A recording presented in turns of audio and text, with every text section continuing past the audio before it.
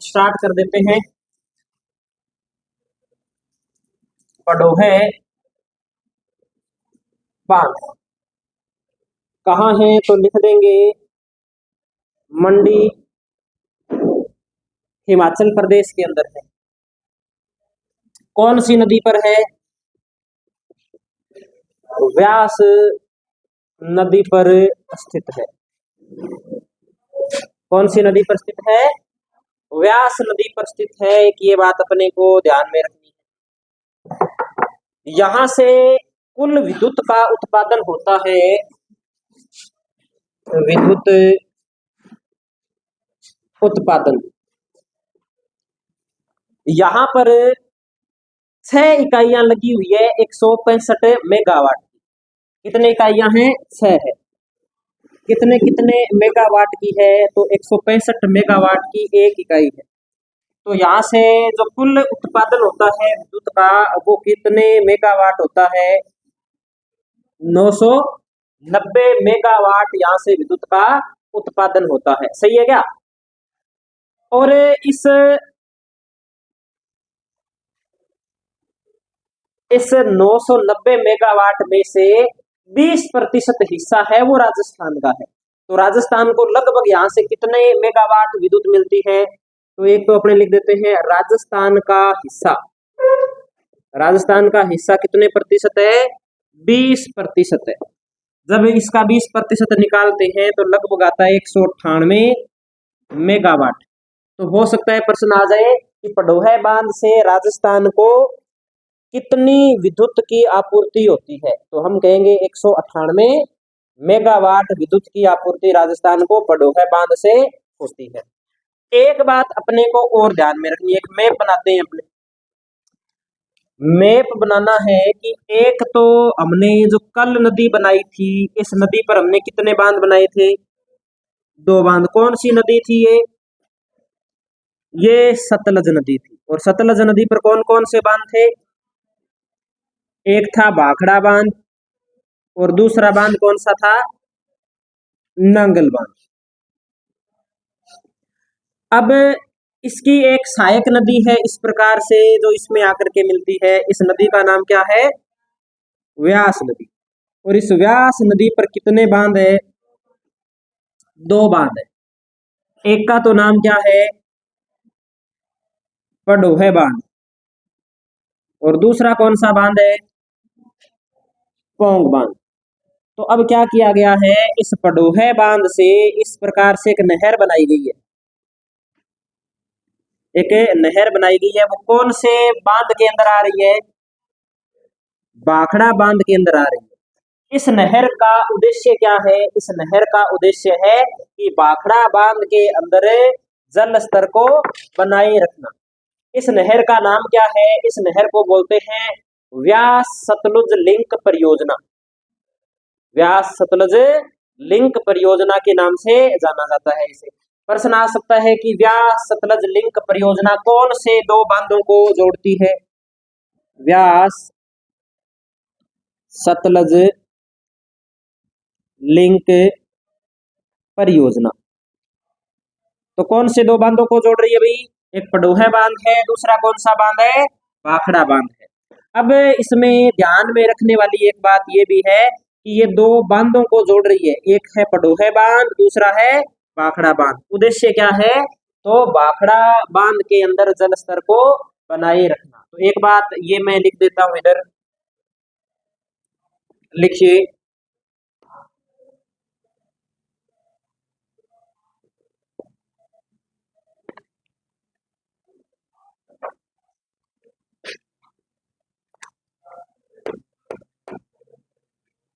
पडोहे बांध से, पडोहे बांध से भाखड़ा बांध में जल स्तर को बनाए रखने हेतु, पडोहे बांध से भाखड़ा बांध में जल स्तर को बनाए रखने हेतु व्यास सतलज लिंक परियोजना, व्यास सतलज लिंक परियोजना का निर्माण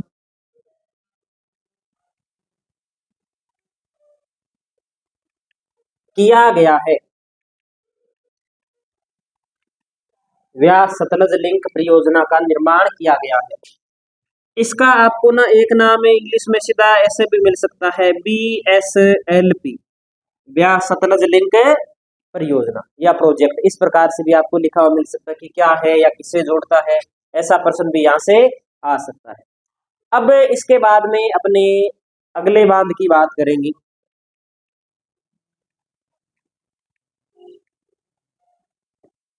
ये डायग्राम बनाया है क्या आपने भी? तो इसको थोड़ा सा और बना लो। यहाँ पे है हरिके बैराज, हरिके बैराज, और इस हरिके बैराज से कौन सी नहर निकलती है? IGNP नहर निकलती है। ठीक है, ये बात ध्यान में रखो। और इस नांगल बांध से कितनी नहरें निकलती है? 2 नहरें निकलती है। एक तो है बिस्त दोआब नहर, और दूसरी कौन सी थी? भाखड़ा नांगल नहर। ये भी हमने कल देख लिया था। अब इससे IGNP निकल गई हरिके बैराज से। इस हरिके बैराज से जब आगे जाते हैं तब इस पर आता है फिरोजपुर हेड, फिरोजपुर हेड, और इस फिरोजपुर हेड से एक नहर निकलती है। इस नहर का नाम है गंग नहर। कौन सी नहर निकलती है? गंग नहर का उद्गम होता है फिरोजपुर से। पंजाब के अंदर पड़ता है फिरोजपुर हेड, वहां से इस नहर का उद्गम होता है। ये बात अपने को ध्यान में रखना। दोबारा समझा देंगे, कोई बात नहीं है।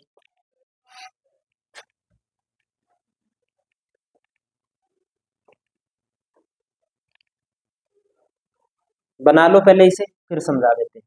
ये नोट कर लिया क्या इधर वाला? नहीं किया? हाँ जी, 1927 है। 1927 है। 1927 के अंदर ही तो गंगा नगर की स्थापना होती है ना। रामनगर कस्बे का नाम बदल के गंगानगर रखा जाता है। लॉर्ड इरविन आते हैं। शिवपुर हेड फतोई के पास में पड़ता है गंगानगर, वहां पे इस नहर का उद्घाटन होता है। वो अपने गंग नहर पढ़ेंगे, इसी के अंदर पढ़नी है गंग नहर आगे सिंचाई परियोजना के अंदर जब नहर पढ़ेंगे तब पढ़ लेंगे उसको भी।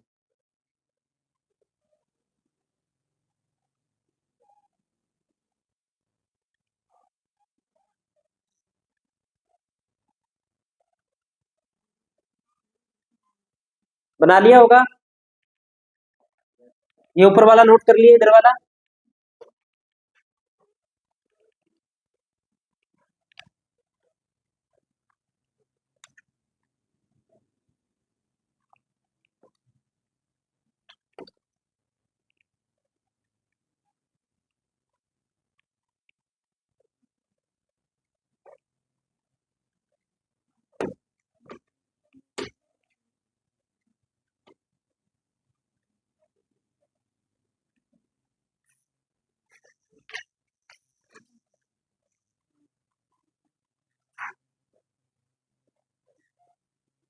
अब अपने बात करते हैं अगले बांध की।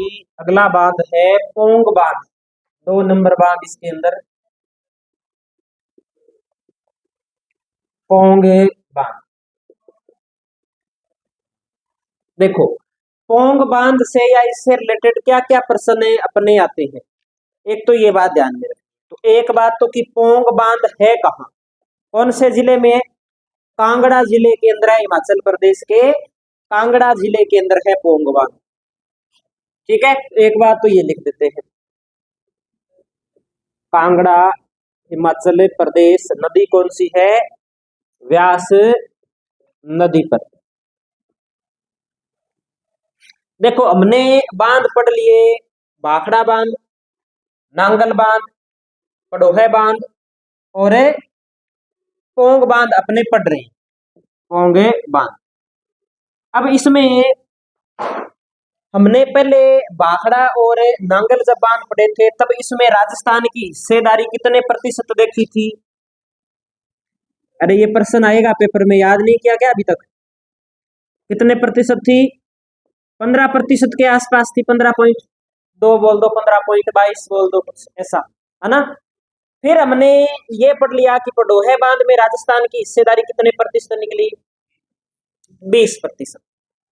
अब प्रश्न क्या बनेगा? प्रश्न ये बनेगा कि ये जो परियोजना है अपने भले हिमाचल प्रदेश से, हिमाचल प्रदेश और पंजाब के तरफ जो भी संयुक्त परियोजना है, उन परियोजनाओं में से राजस्थान की सबसे ज्यादा हिस्सेदारी किस बांध में है ना? किस बांध परियोजना के अंदर है?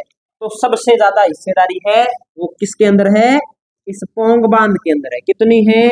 58.50%। कितने प्रतिशत हिस्सेदारी है?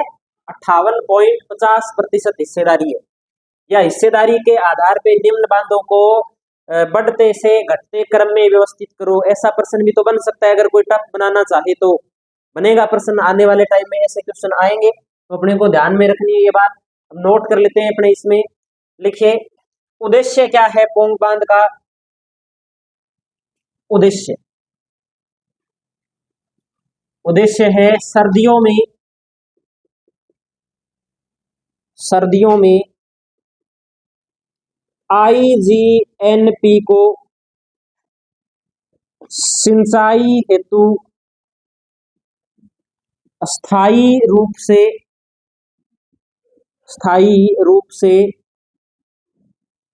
जल उपलब्ध करवाना। क्या उद्देश्य है? आईजीएनपी को सर्दियों में सिंचाई हेतु स्थायी रूप से जल उपलब्ध करवाना, ये इसका उद्देश्य है। राजस्थान का हिस्सा कितना है? तो राजस्थान का हिस्सा है 58.50%। राजस्थान का हिस्सा, तो राजस्थान का हिस्सा है 58.50% या 58.5 लिख दीजिए प्रतिशत, इसका क्या है? हिस्सा है। तो भी सर्दियों में स्थायी रूप से जल उपलब्ध करवाना है, गर्मियों में क्यों नहीं करवाना? गर्मियों में क्या हो जाती है? वर्षा हो जाती है। वर्षा हो जाती है तो सतलज नदी से भी तो जलापूर्ति हो सकती है, व्यास का जो अतिरिक्त जल है उससे भी तो जलापूर्ति हो सकती है आईजीएनपी को, इसलिए। लेकिन सर्दियों के अंदर बरसात नहीं होती और बर्फ है वो भी जम जाती है, इसलिए अपने को क्या पानी की आवश्यकता होती है। और प्रमुख रूप से बाई चांस ऐसे और पूछ लेना कि कौन सी फसल के लिए, तो फसल है गेहूं। कौन सी फसल के लिए? गेहूं की फसल के लिए। ये बात भी अपने को ध्यान में रखनी है।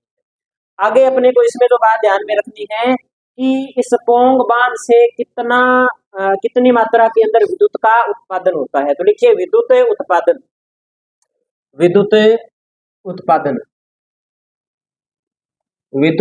उत्पादन की बात करते हैं तो यहाँ 66 मेगावाट की 6 इकाइयां लगी हुई है।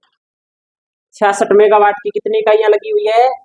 6 इकाइयां लगी हुई है। तो कुल मिलाकर यहाँ से जो विद्युत का उत्पादन होता है, वो विद्युत का उत्पादन कितना हो गया? 396 मेगावाट यहाँ से विद्युत का उत्पादन हो गया। 396 मेगावाट कुल विद्युत का उत्पादन होता है। तो राजस्थान इसका कितने प्रतिशत उपयोग में ले सकता है? 58.5% या 58.50% हिस्सेदारी है वो राजस्थान की है। तो राजस्थान इसमें लगभग 230 मेगावाट विद्युत का क्या करता है? उपयोग करता है। तो लिख देंगे, विद्युत में राजस्थान की हिस्सेदारी, राजस्थान की हिस्सेदारी, तो लिख दीजिए राजस्थान की हिस्सेदारी 230 मेगावाट। 230 मेगावाट।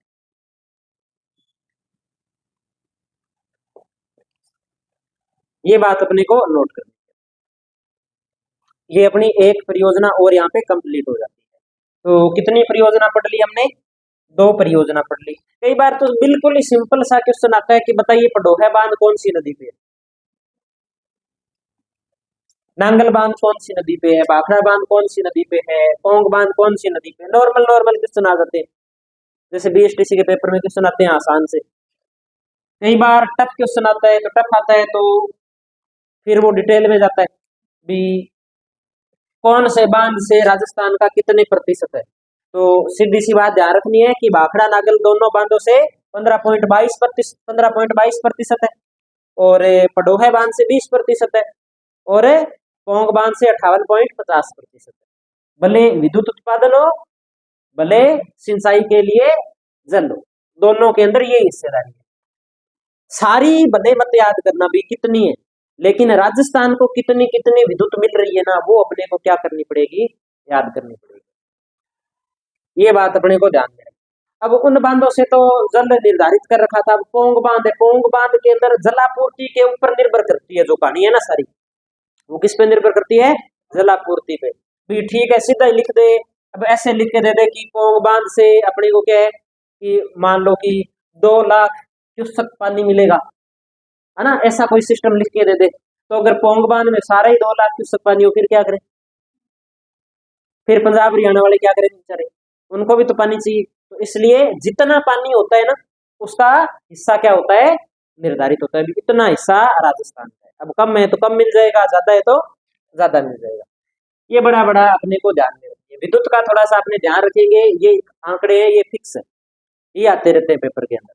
अब अगली परियोजना पढ़ते हैं अपने, चंबल परियोजना। चंबल बहुउद्देशीय परियोजना।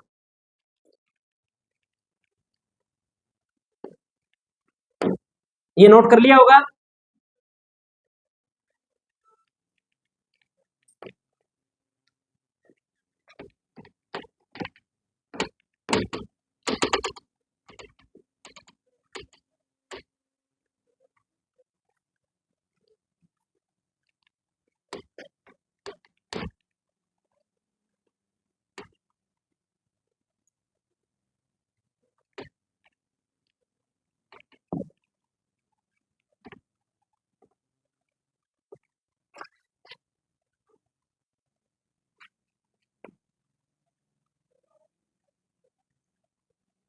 चंबल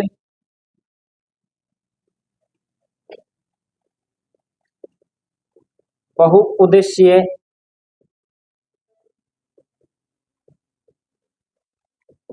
परियोजना। इसमें पहली बात ध्यान रखनी है कि कौन सी नदी पर है। तो नाम से पता चल रहा है कि चंबल नदी पे, लिखने की आवश्यकता नहीं। तो इसमें एक बात लिखनी है कि ये राजस्थान व मध्य प्रदेश की संयुक्त परियोजना है। संयुक्त परियोजना, मध्य प्रदेश में राजस्थान की संयुक्त परियोजना। हिस्सेदारी कितनी है दोनों की, तो लिख देंगे हिस्सेदारी 50:50। हिस्सेदारी कितनी है, 50:50 की इसके अंदर क्या है, हिस्सेदारी है। फिर निर्माण कब प्रारंभ हुआ, तो निर्माण 1953-54 का जो स्तर था, उसमें इसका निर्माण क्या हो जाता है, प्रारंभ हो जाता है। तो लिख देते हैं निर्माण प्रारंभ। निर्माण प्रारंभ 1953-54 का जो स्तर था, उसके अंदर इसके लिए सर्वप्रथम बजट है वो पारित होता है। निर्माण के चरण, निर्माण के चरण, तो निर्माण के चरण हम नोट कर देंगे भी कितने चरणों के अंदर इसका निर्माण हुआ है। तो लिखिए निर्माण के चरण, निर्माण के चरण है 3। कितने चरण है निर्माण के, 3 चरण है। और तीनों चरणों के नाम हो गए प्रथम, द्वितीय और तृतीय। तो ये प्रथम चरण, ये द्वितीय चरण, और ये तृतीय चरण।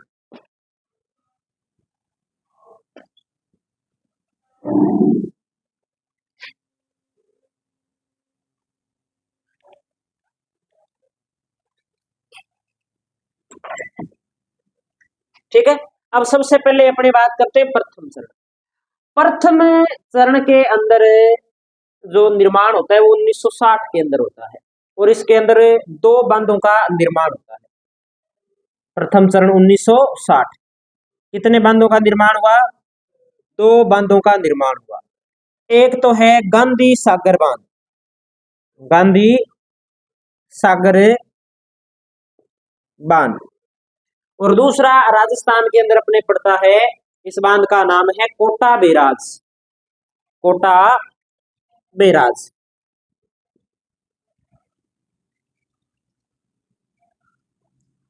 फिर अपने बात करें द्वितीय चरण की। द्वितीय चरण का संबंध 1970 से है और इसके अंदर सिर्फ एक बांध का निर्माण होता है। बांध का नाम है राणा प्रताप सागर बांध। कौन सा बांध है? राणा प्रताप सागर बांध।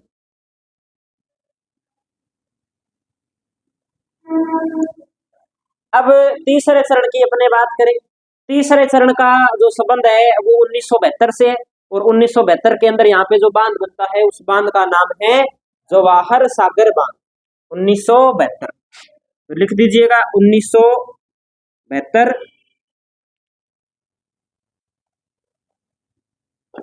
जवाहर सागर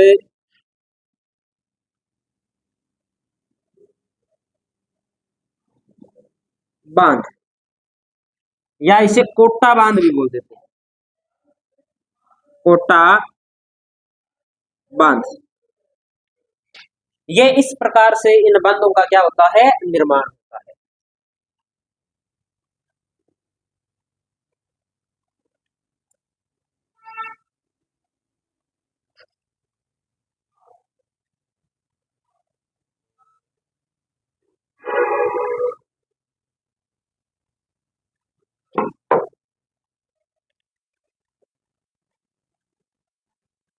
नोट कर लिया सभी ने क्या?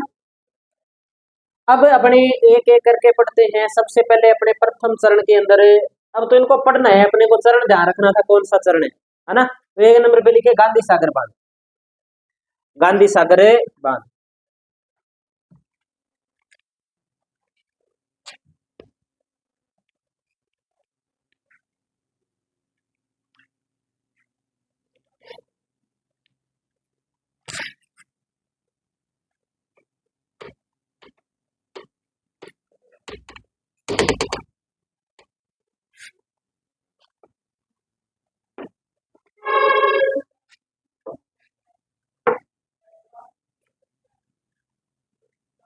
एक नंबर पे गांधी सागर बांध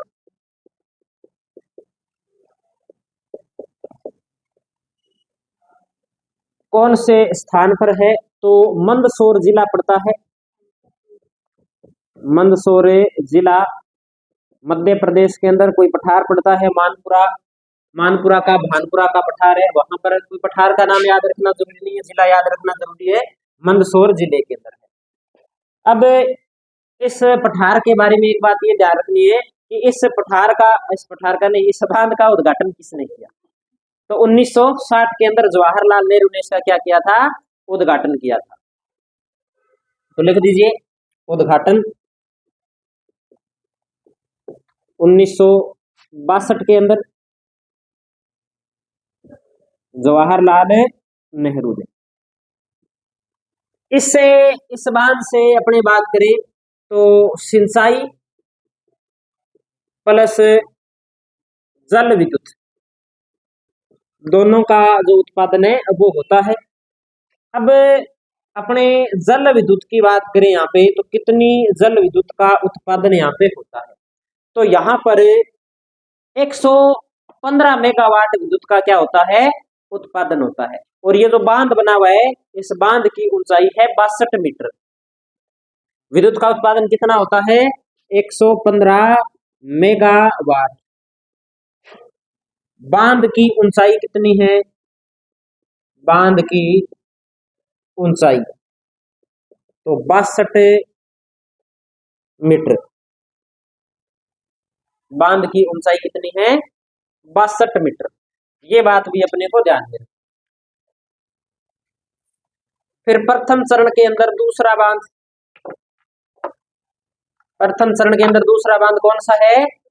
Kota barrage. Kota barrage. Kota barrage से केवल सिंचाई सुविधा उपलब्ध है, केवल सिंचाई सुविधा उपलब्ध, यानी कि यहां से विद्युत का उत्पादन है वो नहीं होता है। पहली बात तो ये ध्यान में रखनी।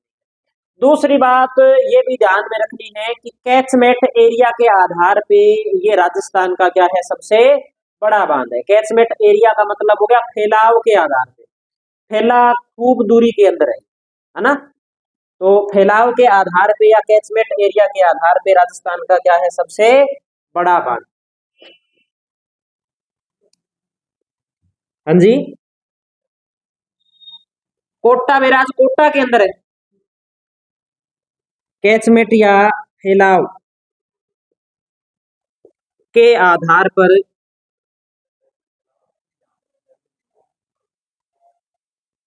नहीं, सिंचाई नहीं होगी।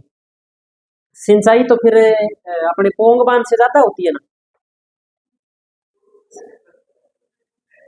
नहीं नहीं नहीं, कैचमेंट एरिया का हो गया, इसका खुद का फैलाव कितना है, बांध की बात हो रही है ना। कैचमेंट फैलाव के आधार पर राजस्थान का सबसे बड़ा बांध। नहीं, वो परियोजना तो राजस्थान की भी होगी ना, परियोजना तो राजस्थान की होगी भाई। इंदिरा गांधी नहर परियोजना को पानी किस बांध से मिलता है भाई? अगर नहर की बात करें, नहर की बात करें तो फिर वो सबसे बड़ा हो गया, लेकिन न तो पोंग बांध है वो सबसे बड़ा है, न कोई सबसे ऊंचा है ना, न उसमें पानी ज्यादा आता है, ऐसी उसकी कोई विशेषता नहीं है। ये विशेषता बांध से जुड़ी हुई है कि कितनी दूरी के अंदर फैला हुआ है, पानी इतना ज्यादा नहीं आता। भी बात वही है कि खेत में डिग्गी बनाते हैं, डिग्गी बनाते हैं, अगर डिग्गी ऐसे होगी तो पानी ज्यादा आएगा कम आएगा? या डिग्गी ऐसे होगी,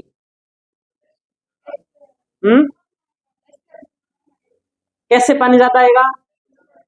ऐसे होगी तो पानी ज्यादा कैसे आएगा? कम आएगा उसमें। अगर एक तो ये ऐसे है, एक ये ऐसे है, तो फिर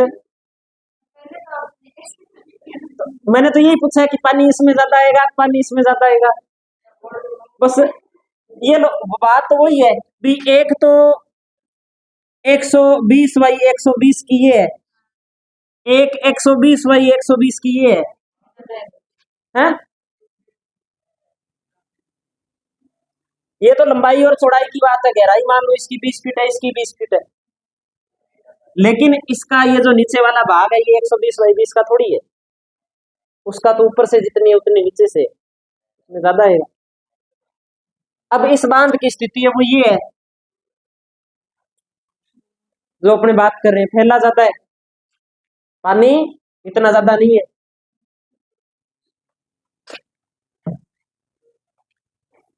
ठीक है, लंबाई के आधार पे सबसे राजस्थान का बड़ा बांध कौन सा है? लंबाई के आधार पे, हाँ, कौन सा है? हम्म, माही नदी पर माही बजाज सागर बांध है, 3109 मीटर लंबा है। ऊंचा राजस्थान का सबसे कौन सा है ऊंचा? जाखम बांध है ना, 81 मीटर ऊंचा है। और ये कोटा बैराज ये कैचमेंट एरिया के आधार पे राजस्थान का क्या है? सबसे बड़ा बांध है। इससे सिर्फ और सिर्फ क्या है? सिंचाई सुविधा, और सिंचाई करने के लिए किसका निर्माण किया जाता है? नहरों का निर्माण किया जाता है। तो नहरें,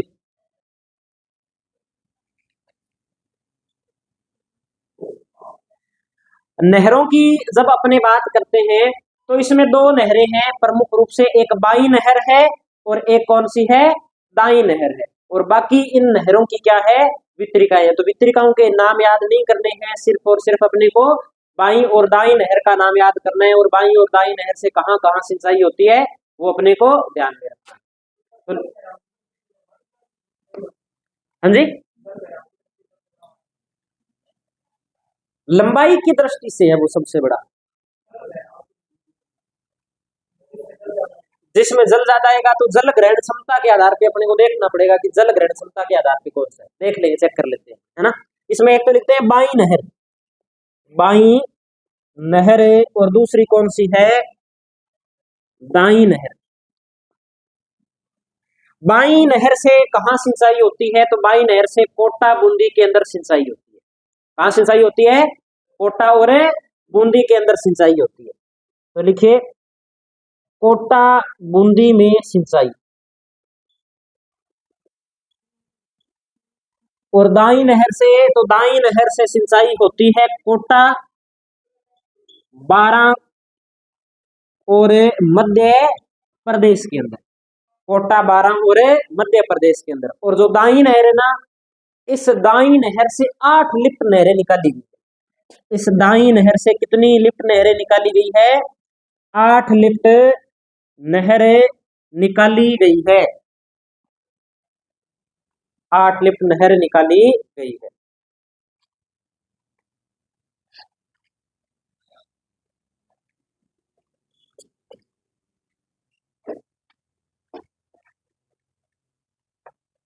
ठीक है, इतनी बात याद करनी है अपने को। प्रश्न क्या क्या बन सकते हैं, तो प्रश्न इन दो बांधों में, एक तो प्रश्न ये बनेगा कि इन दोनों बांधों का निर्माण कौन कौन से चरण के अंदर हुआ है, तो कौन कौन से चरण में हुआ है, पहले चरण के अंदर हुआ है। पहला चरण का संबंध कब से है, तो 1960 से संबंध है। और दूसरी बात इसमें अपने को ये ध्यान में रखनी है कि अगर गांधी सागर बांध है, तो गांधी सागर बांध से कितनी विद्युत का उत्पादन होता है, 115 मेगावाट। ऊंचाई कितनी है, 62 मीटर है।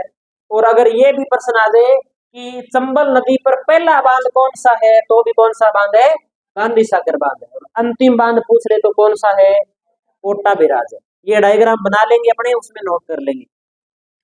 फिर अपने को कैचमेंट एरिया के आधार पर ये प्रश्न कई बार आ जाता है पेपर में, ये बात अपने को ध्यान में रखनी है। और दाई और बाई नहर के बारे में ध्यान में रखना है।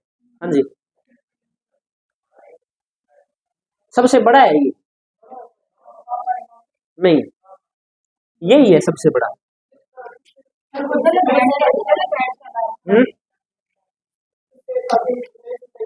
हाँ, तो विद्युत कोई उत्पादन करने के पानी की, कोई पानी ज्यादा खर्च थोड़ी होता है उसमें। आपको क्या, आप तो बस हो गए लोग बड़ी बात कर रहे हो। फिर कहते हैं कि पानी से लाइट बना लेंगे तो उसकी जो क्षमता है वो कम हो जाएगी। तो पानी तो ऊपर से नीचे पड़ेगा तो टरबाइन घूम जाएगी, लाइट बन जाएगी। इसके पास में ढाल नहीं है, ढाल नहीं है, तो इसलिए सीधी सी बात है कि विद्युत का उत्पादन है होता नहीं।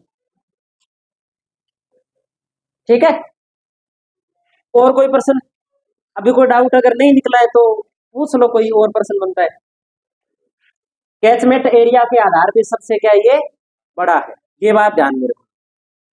और सिर्फ क्या है, सिंचाई सुविधा है। अगर यहाँ पे अगर विद्युत का उत्पादन हो तो भी पानी के ऊपर कोई फर्क नहीं पड़ता, ये बात भी ध्यान रखनी है। ठीक है, अगर ऐसे विद्युत उत्पादन करने से अगर सिंचाई वाले पानी पे कोई प्रभाव पड़ता तो अपने अपने वाला पानी तो फिर काम ही नहीं करता। क्योंकि अपने वाला जो पानी आ रहा है ना, इंदिरा गांधी वाला, वो तो पता नहीं कितनी जगह लाइट बना के आ रहा है। जैसे जैसे पहाड़ों से गिरता है वैसे वैसे लाइट बनती है, टरबाइन घूमती है, तो उससे कोई फर्क नहीं पड़ता। चलो आगे अपने अगला बांध द्वितीय चरण पढ़ते हैं। लिखिए द्वितीय चरण 1970। और द्वितीय चरण के अंदर कौन सा बांध है, राणा प्रताप सागर बांध।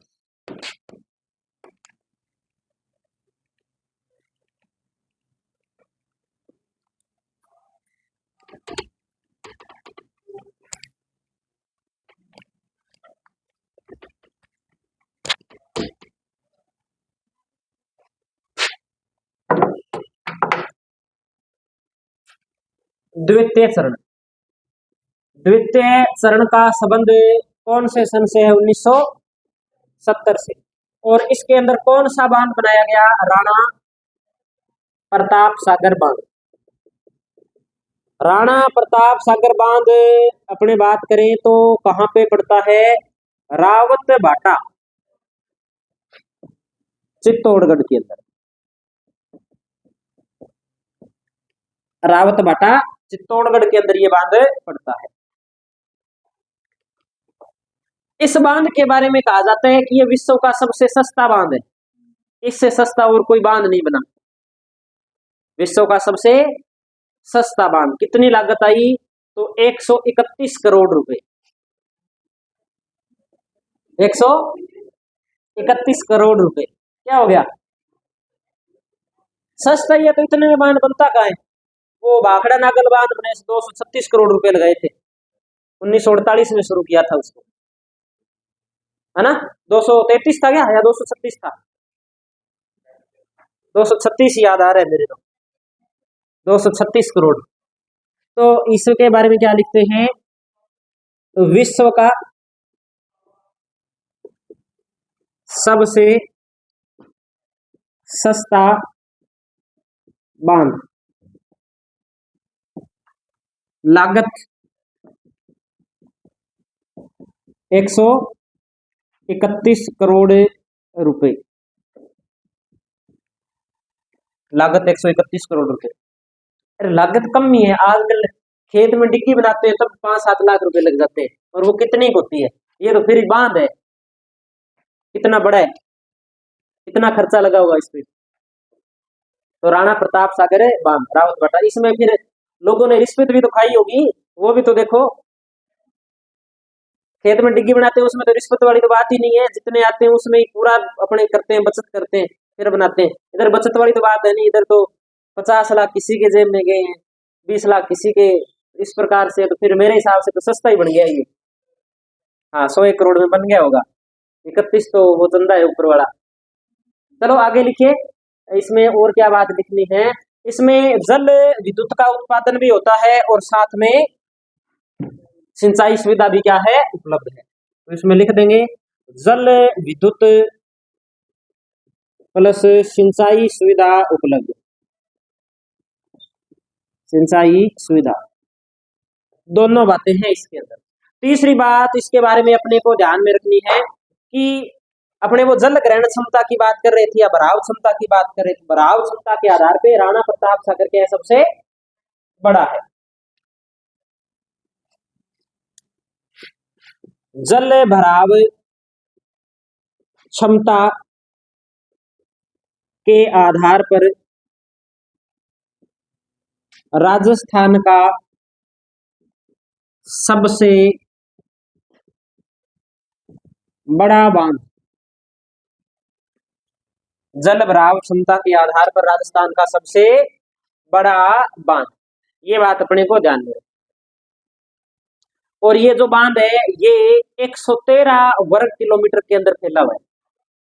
कितने वर्ग किलोमीटर के अंदर फैला हुआ है, 113 वर्ग किलोमीटर क्षेत्र में फैला हुआ है, 113 लिख सकते हो आप। आजकल ना ऐसे क्वेश्चन आने लगे, मैं क्या करवा रहा था पिछले बैच में, मुझे याद है कि मैं बिसलपुर बांध करवा रहा था शायद। उस बिसलपुर बांध के अंदर मैं सोच रहा था कि इसका निर्माण पूरा कब हुआ, लिखवाऊं कि ना लिखवाऊं, निर्माण पूरे होने का क्या पूछेगा, ऐसे मैं सोच ही रहा था। अब मुझे याद नहीं है कि मैंने लिखवाया था कि नहीं लिखवाया था, लेकिन वो प्रश्न आ गया था पेपर के अंदर कि इसका निर्माण पूरा कब हुआ था। 1999 के अंदर उसका निर्माण है वो पूरा हुआ था, बिसलपुर बांध का वो प्रश्न आ गया। तो एक पता नहीं कौन सा बांध है, उस बांध की ऊंचाई से संबंधित प्रश्न आया था कि इसकी ऊंचाई 62 मीटर है, ऐसा भी प्रश्न एक आया हुआ है। तो ये जो छोटी छोटी बातें होते हैं इनको छोड़ देते हैं अपने कि ये क्या पूछेगा, ये क्या पूछेगा, और वो बात पूछ लेता है कई बार, सिंपल सी बात होती है और वो पूछ लेते हैं, याद करते नहीं अपने। तो छोटी छोटी बातें वो भी अपने को याद करनी पड़ेगी। अगली बात अपने करते हैं इस राणा प्रताप सागर बांध की, कि यहाँ से विद्युत का उत्पादन कितना होता है। तो यहाँ से 172 मेगावाट विद्युत का उत्पादन होता है, यहाँ पर 43 मेगावाट की 4 इकाइयां लगी हुई है। विद्युत उत्पादन लिख देंगे, विद्युत उत्पादन 43 × 4 172 मेगावाट। और यहाँ जो विद्युत उत्पादन ग्रह यानी कि जो संयंत्र लगा हुआ है, उस संयंत्र का नाम अपने को ध्यान में रखना है, भोपाल विद्युत ग्रह। भोपाल विद्युत ग्रह प्रश्न आ जाएगा राजस्थान में, कोई सिटी में आ जाएगा कि भोपाल विद्युत ग्रह कहाँ है, अपने सोचेंगे कि भोपाल मध्य प्रदेश में है ना, चंबल नदी पे होगा, कहीं बना दिया होगा राजस्थान में, जल विद्युत परियोजना से प्रश्न आ गया होगा। लेकिन है कहां पर है? राणा प्रताप सागर बांध में, जहां लाइट का उत्पादन होता है, उसे किस नाम से जानते हैं? भोपाल विद्युत ग्रह के नाम से जानते हैं, भोपाल विद्युत ग्रह। ये बात अपने को ध्यान में रखना। अगला बांध पढ़ते हैं, और अगला चरण है तीसरा चरण। तो लिखिए तीसरा चरण 1972,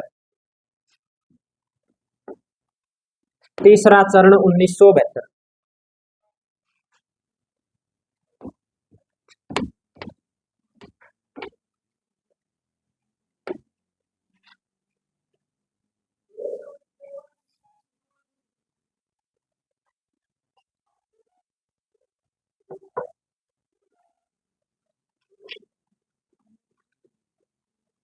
तीसरा चरण 1972। और 4 नंबर बांध के रूप में कौन सा बांध है? जवाहर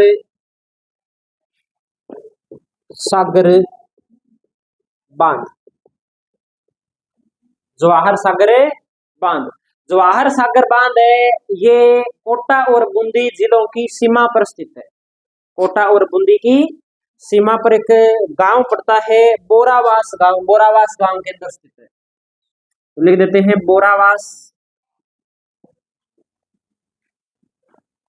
कोटा बूंदी की सीमा पर, कोटा बूंदी की सीमा पर स्थित है। ज्यादातर प्रश्न का जब आता है तब इसका उत्तर है वो कोटा ही माना जाता है।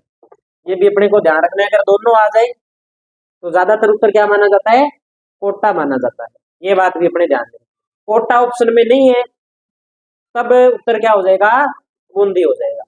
यहाँ पर विद्युत का उत्पादन होता है, यहाँ 33 मेगावाट के 3 संयंत्र लगे हुए। कितने विद्युत का उत्पादन होता है? विद्युत उत्पादन, तो विद्युत उत्पादन के अंदर 33 मेगावाट की 3 इकाई लगी हुई है। तो कितनी विद्युत का उत्पादन हो गया? 99 मेगावाट विद्युत का यहाँ से क्या हो गया? उत्पादन हो गया। एक ये बात अपने को ध्यान में रखनी है। इस बांध का एक नाम और भी मिलता है, क्या नाम मिलता है इस बांध का? कोटा बांध नाम मिलता है। ये बात ध्यान में रखिए। इसका एक नाम क्या है? अन्य नाम। तो अन्य नाम लिख दीजिएगा, कोटा बांध, कोटा बांध, कोटा बांध। ये बात अपने को ध्यान में। अब जितना भी यहां से विद्युत का उत्पादन होता है उसका 50% किसका है? राजस्थान का है। पूरी परियोजना के अंदर जितनी भी कुल विद्युत है ना, कुल कितनी पढ़ ली? 115 एक जगह से पढ़ ली, 99 एक जगह से पढ़ ली, 172 एक जगह से पढ़ ली। कितना हो गया?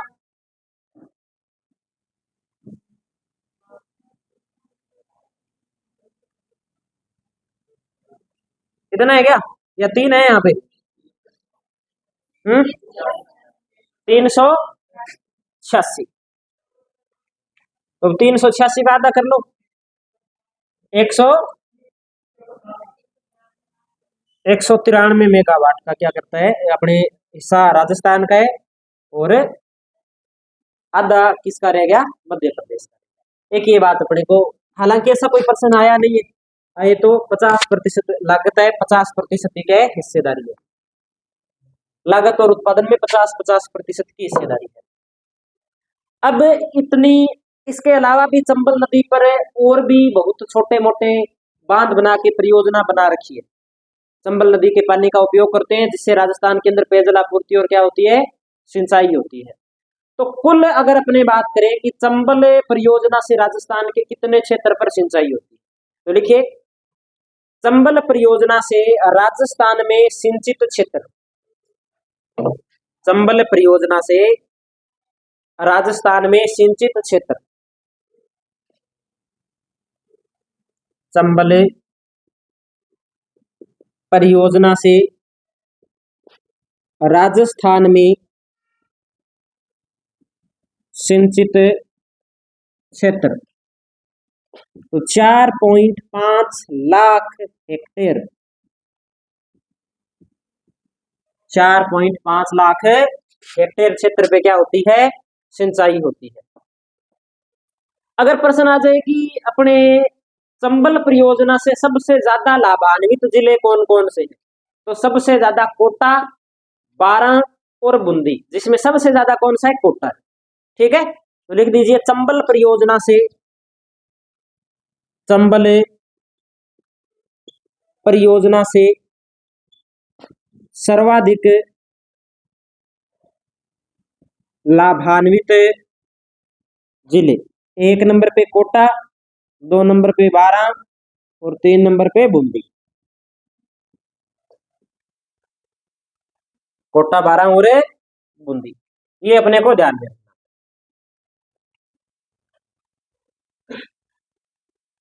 विद्युत उत्पादन में राजस्थान की हिस्सेदारी होगी 193 मेगावाट। याद रखनी है ये बात कितनी है। और इससे कुछ लिफ्ट नहरें भी निकाली गई है, जैसे पिपलदा लिफ्ट नहर है, चंबल प्रयोग अपने चंबल नदी के ऊपर ही है, जो सवाई माधोपुर के अंदर सिंचाई करती है। और एक इंदिरा गांधी लिफ्ट सिंचाई परियोजना है, जो अपने करौली के अंदर है, और वहां पे क्या है, सिंचाई सुविधा उपलब्ध कराती है। ये राजस्थान की सबसे ऊंची लिफ्ट नहर है। ये 2 बातें अपने इसके अंदर लिख सकते हैं। ठीक है, तो 2 बातें और लिख दीजिए आज, बाकी अपने कल बात करेंगे। एक तो लिख दीजिए आप पिपलदा लिफ्ट सिंचाई परियोजना,